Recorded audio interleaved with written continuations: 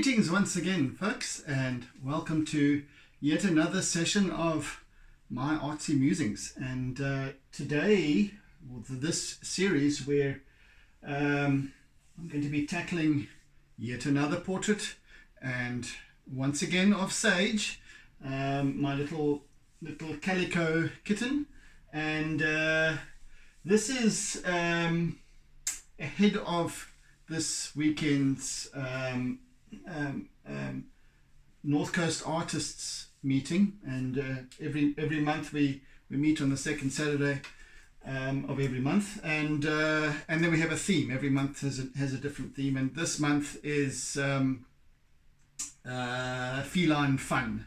So I've looking to capture Sage in a kind of fun, cheeky kind of pose, as she does when she sort of stretches out on the floor, waiting for her supper to be prepared.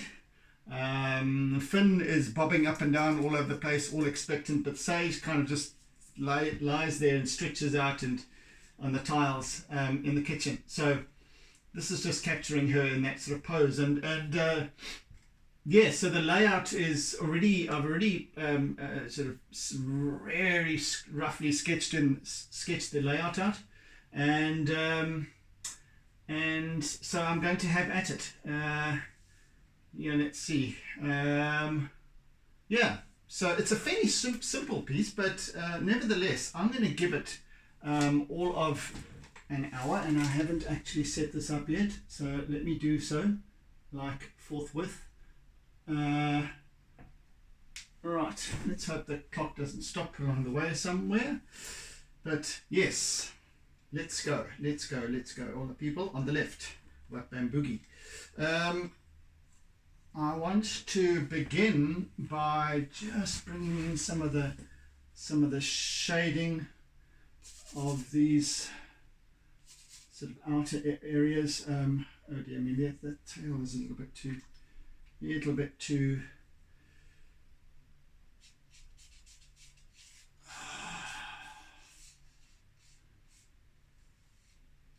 So it's just kind of a fun piece, and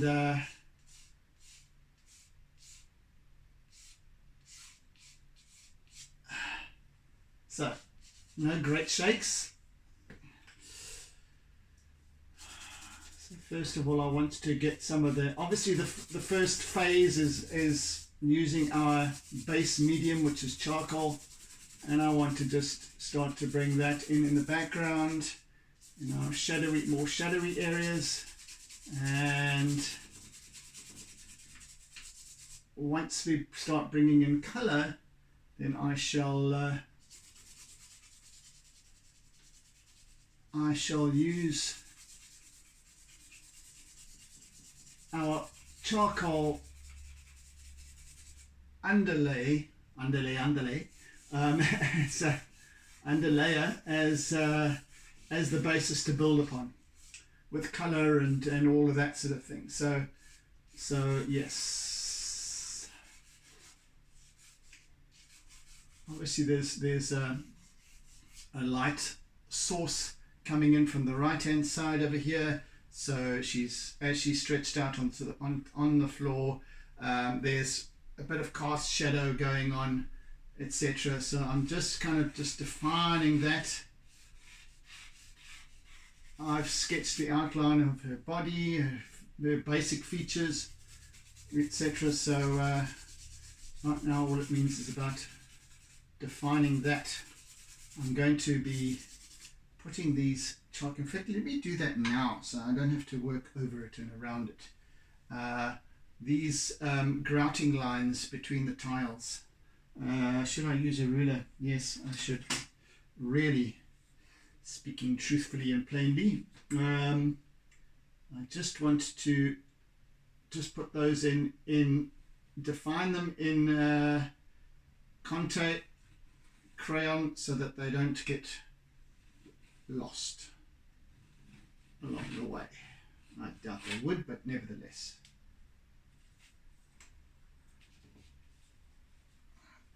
So I can just work over them, etc. and they are already in place.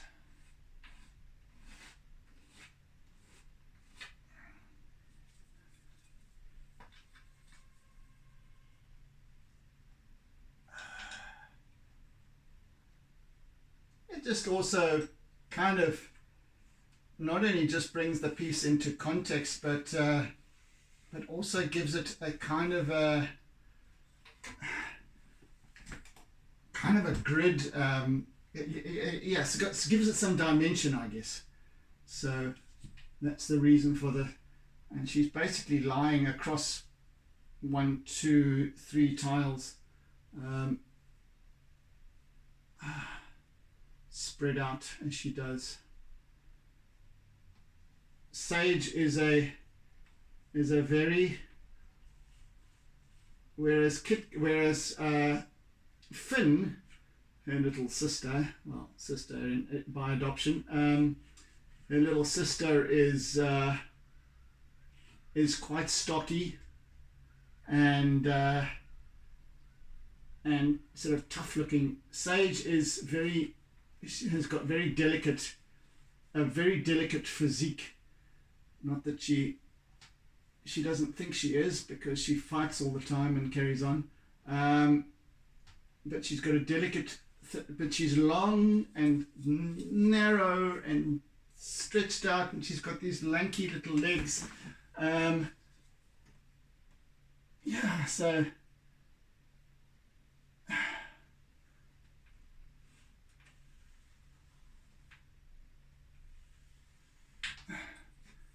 she presents quite an interesting sort of profile. So when she does stretch out, she really looks like she's elasticated. Right, let's start working with that then, shall we?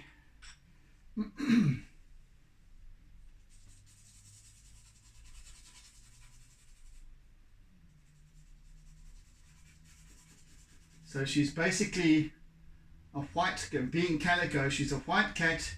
She's got some sort of ginger markings on the front top of her, around her forehead and a little bit around her eyes, and then the very top of her head is a kind of a tabby mackerel marking spot, and then she's got a single mackerel marking on her back, and then her tail starts off ginger, and then starts off a little bit of white, then goes ginger, and then goes mackerel at the end.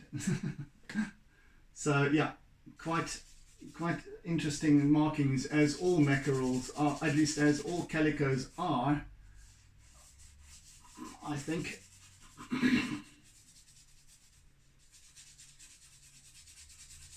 So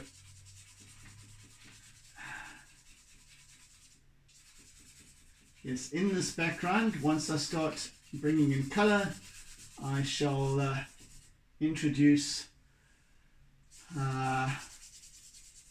some lilac, I think, in this background. It's sort of a pinky rosy kind of coloring, darkish. We'll see how that goes. Of course, it will be darkish, being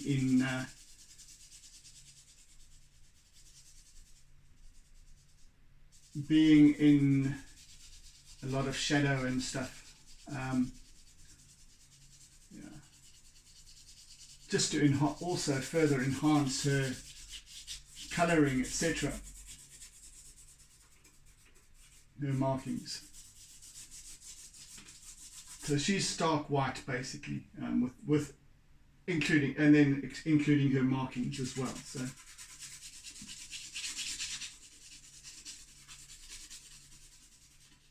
Very rudimentary workings at this point. Just kind of working on the basis of it and getting it going.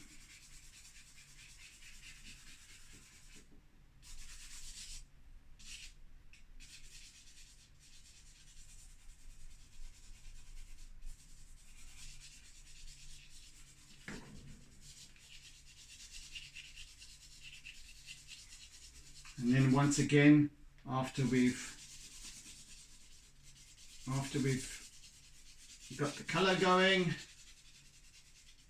I shall return with my trusty charcoal and further enhance that contrast.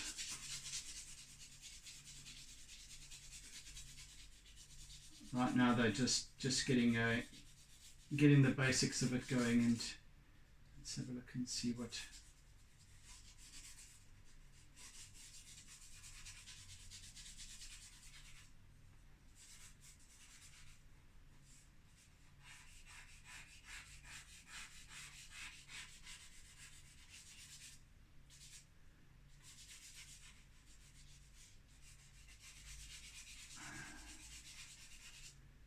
So even though our North Coast Artist Meetings, the art side of things is kind of judged. Well, it's a judging of peers by peers, and then the demonstrating artist will also provide their assessment or their winner or whatever it is for the day, but it's all in fun. It's not competitive, and this is why I so much enjoy this monthly get together. And then we also have our biannual exhibition. Twice a year we have an exhibition at La Lucia Mall. So this one's coming up. I think it starts on the 27th of June. I forget how long it is, whether it's a week or 2 weeks, I forget. I don't know. Anyway, I'm hopefully going to be partaking in that, presenting some of my works, showcasing, selling, perhaps, hopefully, fingers crossed. I did sell a couple of pieces last time. It's always good to sell. Of course, who doesn't want to sell? Yeah, so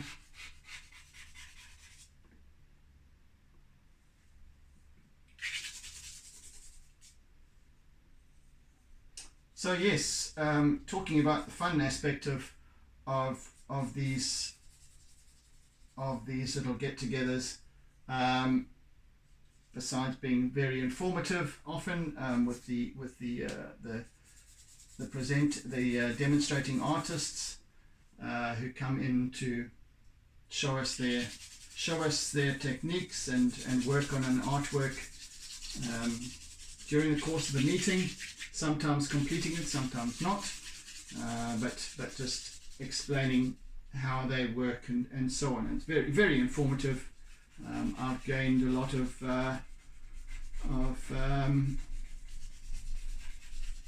information and encouragement out of these sessions. So yeah, I always look forward to them.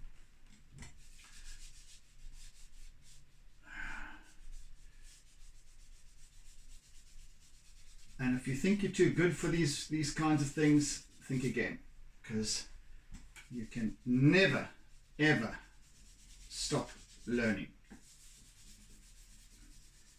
Never, ever, ever.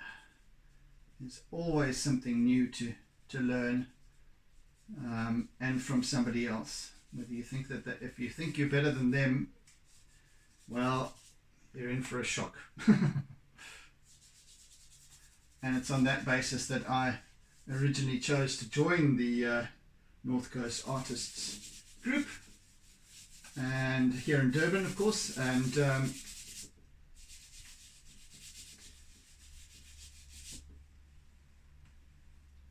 I've thoroughly enjoyed it in the last, oh goodness, how long have I been with them now? Well over a year, I think. I think it was March last year was it last year that I joined them?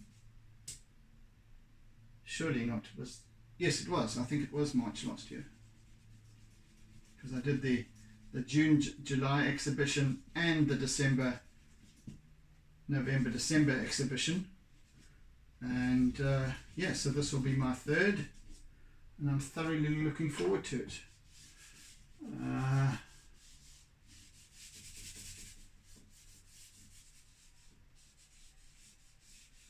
See, now I can work, now that I've established these lines for the of the tiles, I can work around them. I can work with my just if I can get my words out. I can work with blending my charcoal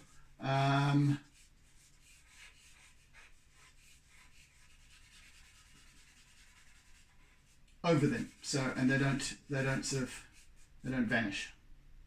That's the reason why I did that.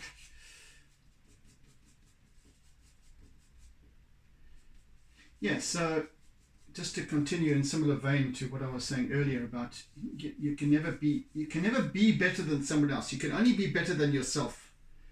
And I think that's the lesson we should all be able to learn as artists and as creatives, or as somebody who is creative in a way. I mean, we all are. So we're never better at somebody. We can never be better at somebody else than at something than somebody else. Really, truth be told, because we don't have the other person's experience. And once we think we've beaten everyone, along comes someone better.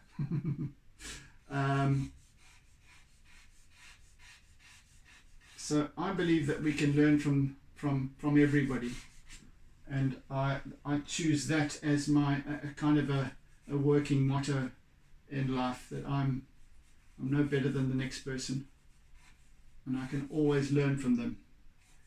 They can also learn from me if they choose to, but that's not my call to make. I have a lot to share. I have a lot to give in terms of coaching and what have you. But I also have a great deal to learn at the same time. Life is not something that you can that you can be better at somebody else at doing. Because life is unique to the individual. Living is unique to the individual. We all have limiting patterns of behavior, and we all have our idiosyncrasies. We all have certain ways and things that we have to overcome, and challenges and whatnot. Yes, so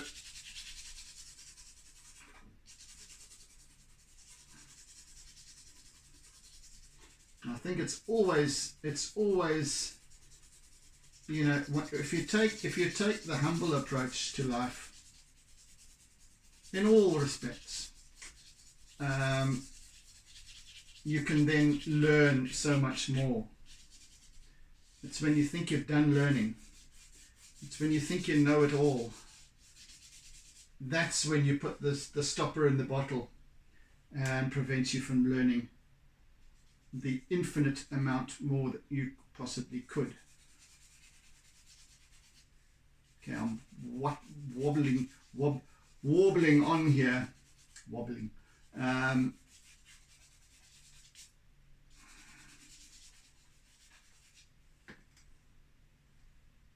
wonder if this. I've just been wondering whether I should, because I can work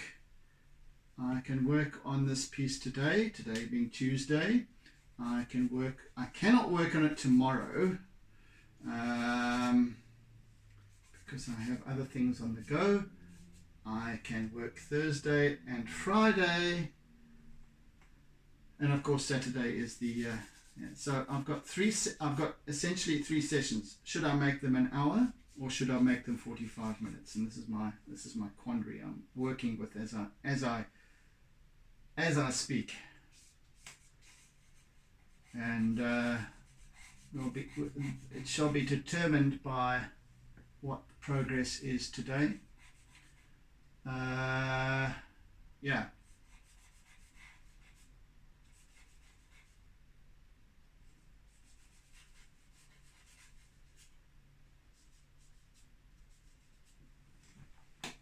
So far so good. So far so good. Indeed.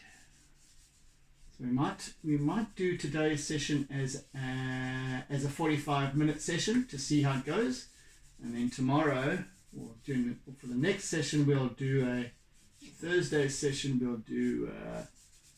We'll see whether that needs to be an hour, and the next one an hour as well.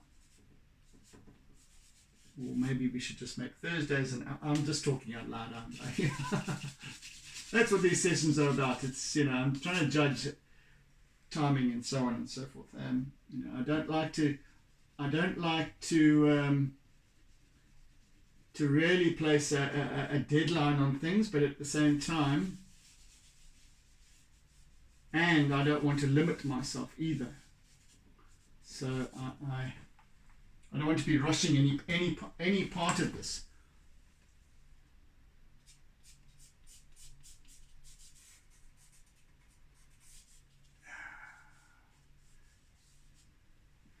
So this is where this paper, this grey, neutral coloured sort of paper comes into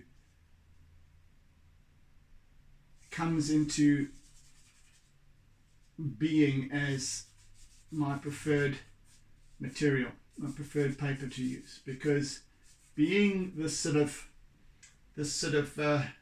lovely soft grey is very neutral, and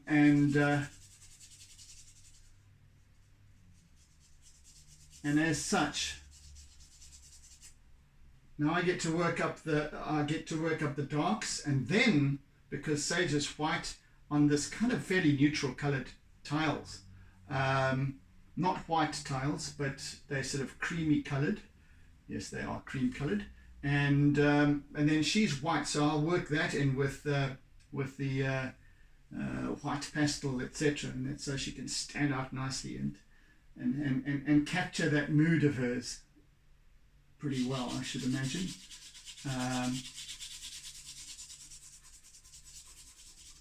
So yeah, it's my kind of thinking on the matter.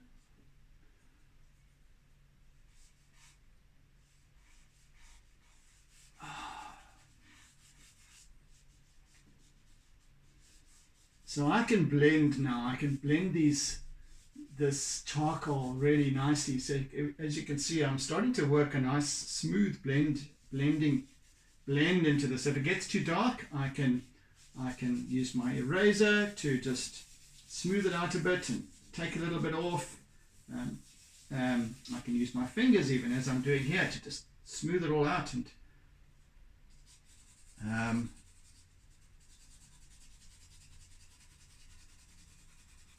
adjust, and so on and so forth. So that's great. And of course, once again, the paper itself really lends itself to the medium in many ways, just as good as, or if not better than, in my humble opinion, some of the more fancy specific charcoal and pastel papers that you get, Fabriano's and the like, imported stuff, hugely expensive. To me, they're made redundant by this particular stock that I use. I love it. I love it. And for those of you who are interested, I don't know where you are in the world and where you get it from. I think this is also an imported stock, but I get it from the paper merchants, and it's called Deham, Dehalm. They call it, in the trade, they call it a chipboard. It's not a chipboard in the sense of being wood, but it's kind of got some flex in it. So yeah, it looks almost as if it's been like recycled paper. I don't know, but it's used. I mean, it's got very humble uses because I think it's used in the likes of packaging and so on. Yeah, I think it's awesome. I really do.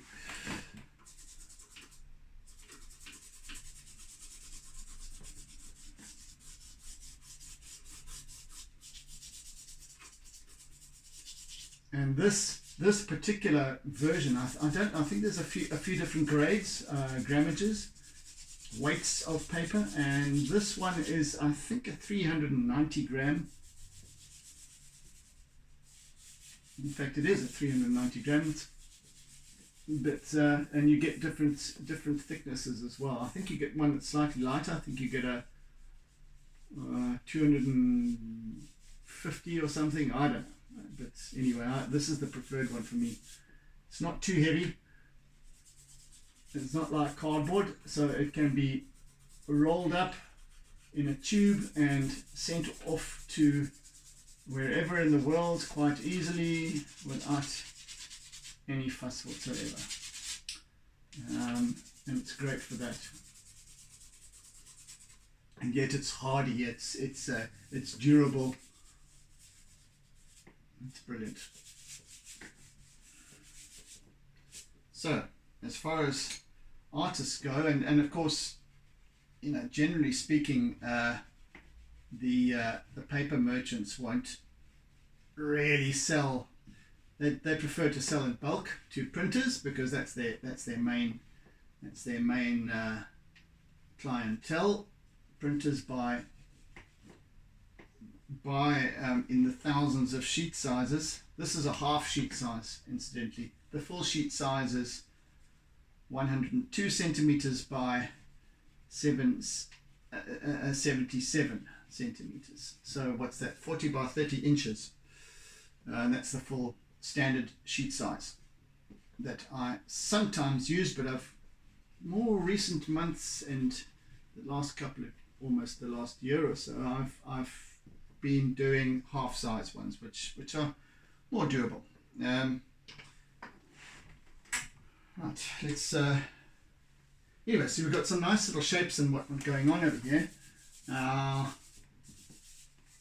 to work with, which is lovely. And I always like to work to the end of the page, so to each of them.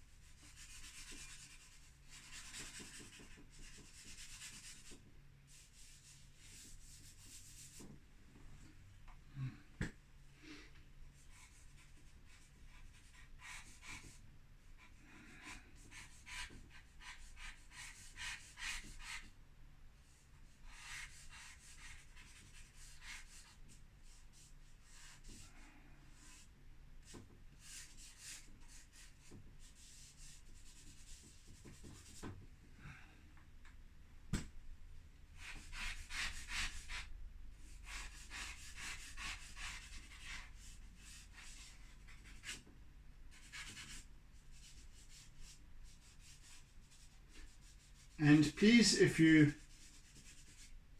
would like to ask me anything about what I've just been speaking about, the paper, etc., or anything else for that matter, please do hit me up in the comment section. I do always respond to comments because I value them and because they always help my algorithms to receive comments. It helps to get me some exposure, much needed exposure.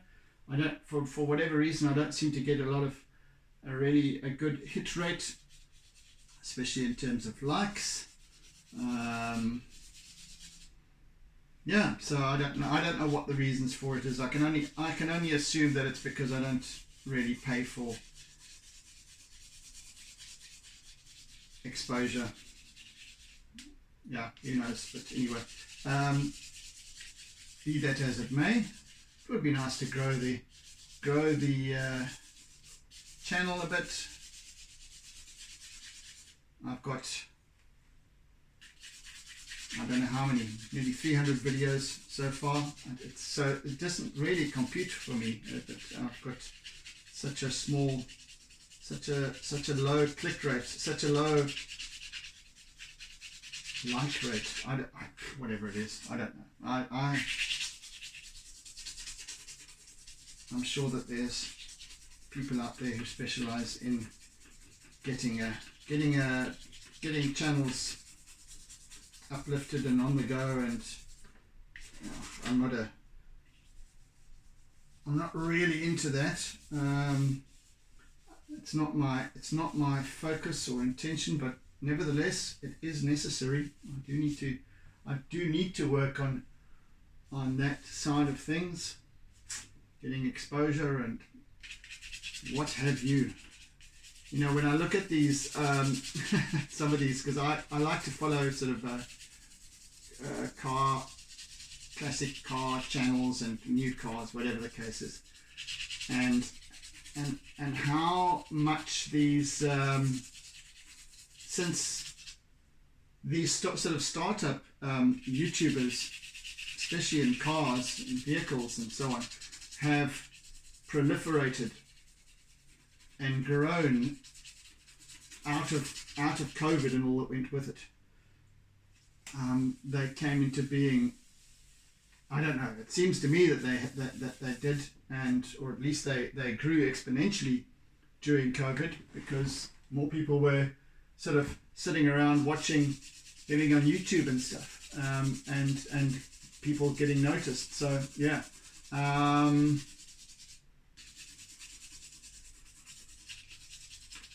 So now they've gone huge. I mean, some of them are into the multiple millions of subscribers, which is fantastic for them. So yeah. Anywho, that's what it is. What am I looking for? I'm looking for my white conté now to start. And I was using it 2 seconds ago. Well, not 2 seconds ago, a little while ago when I was just, there we go, there it is. So I just want to start working on the basic whites of her body. I think I'm going to go for 45 minutes today. Just once again, thinking aloud, etc. Oh wait, there's a little marking here. I just want to capture.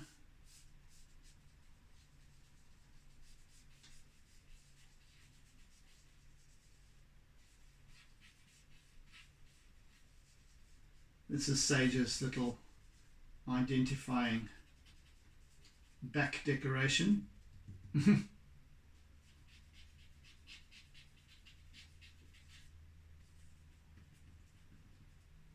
I shall work on that in due course, of course. In due course, of course. And then her face as well. I shall be working on that as I go. Her eyes and all that I'll work on towards the end of the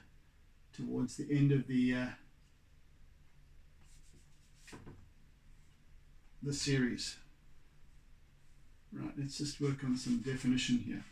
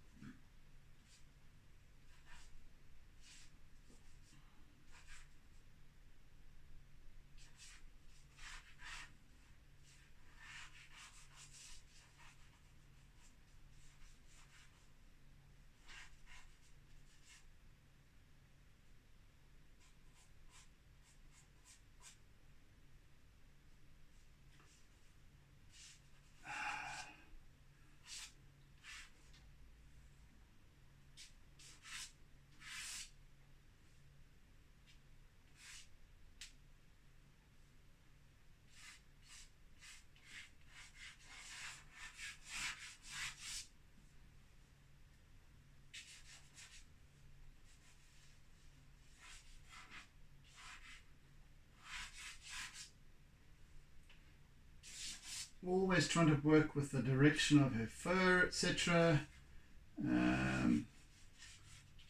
and the contours of her body, to try and keep mindful of those.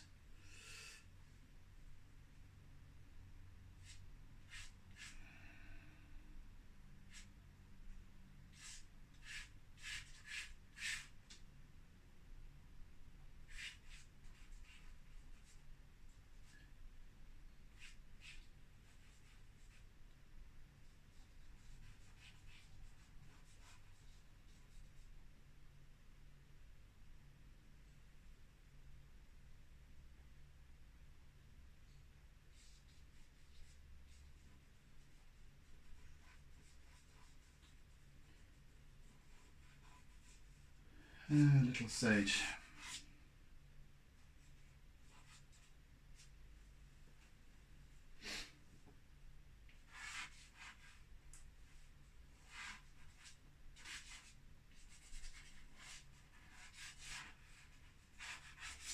So this right hand side of her form is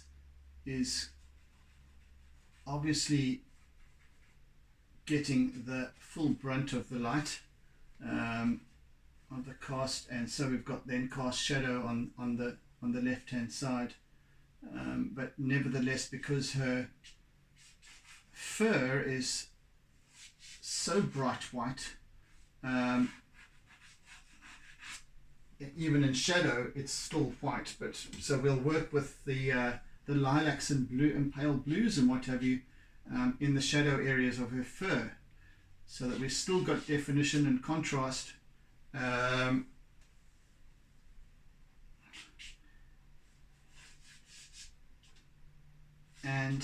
working on, we can hopefully work on the sort of almost the musculature of her body and form.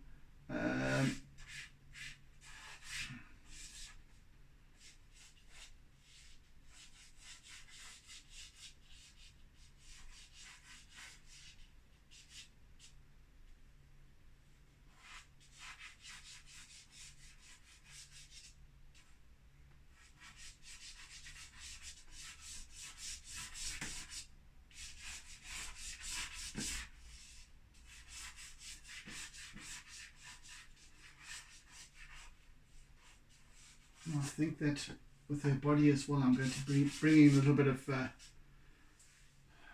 maybe not, a wee bit of charcoal, because she does have some more prominent shadow areas that I do want to feature. And then the extreme highlights, as I previously mentioned, will be in, I shall be using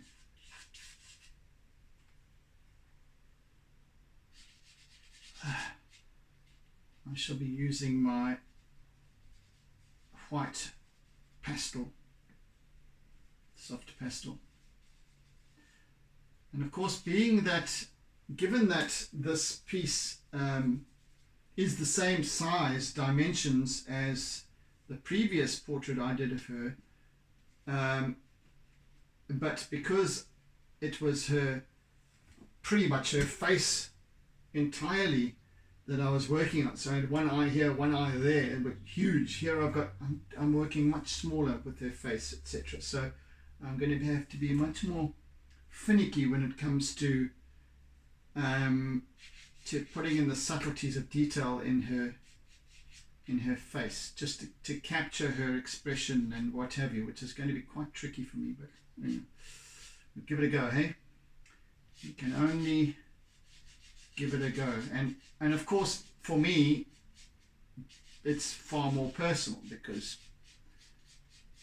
Sage is my little kitty, so I have to be very blimmin' accurate. Yeah.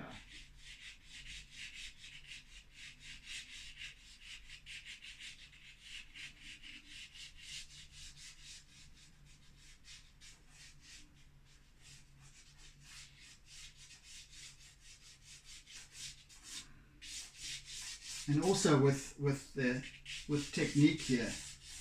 These long lines that I'm using here kind of also work on the stretching aspects of her form.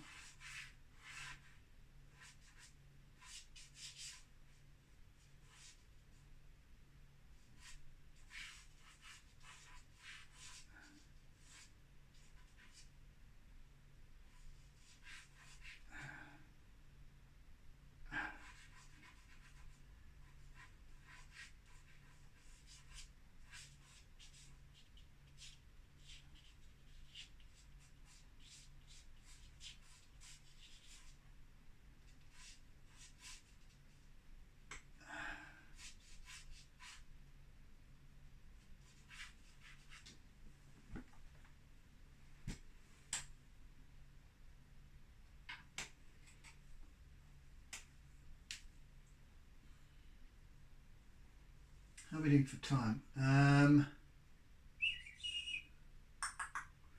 You've got 5, 10. Okay, so we I think we'll stop it at 15 minutes at the 45 minutes today, because I made some decent progress.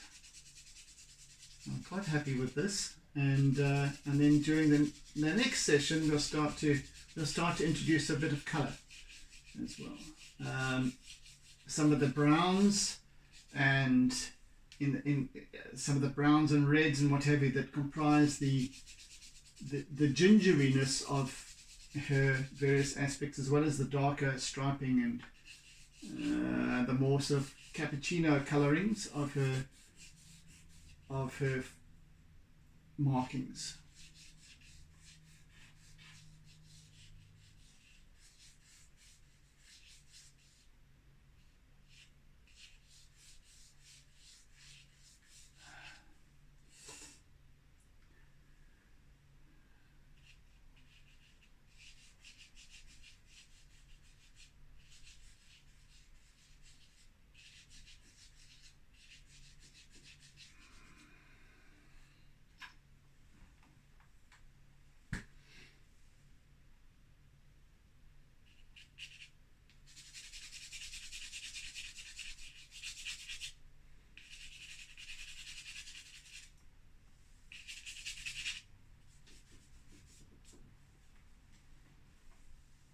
And one thing that I do need to capture here is, especially in line with the, paying attention to the theme, that playful expression that she has on her face. She's got this bright little naughty, cheeky expression on her face, and this little curl of her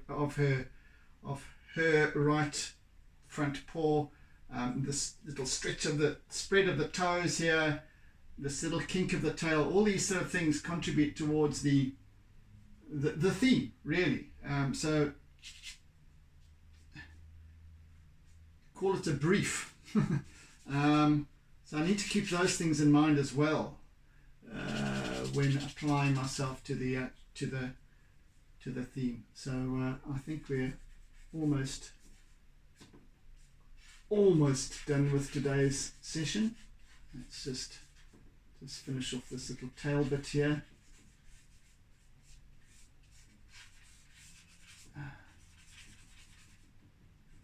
You can always add to it and subtract from it if necessary. That's the basic look and feel of it.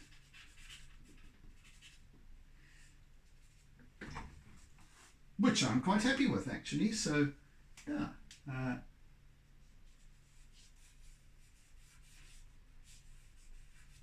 As we go, we can just amend and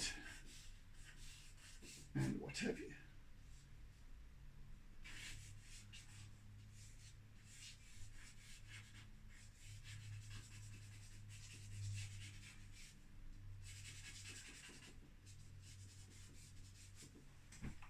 Righty-ho.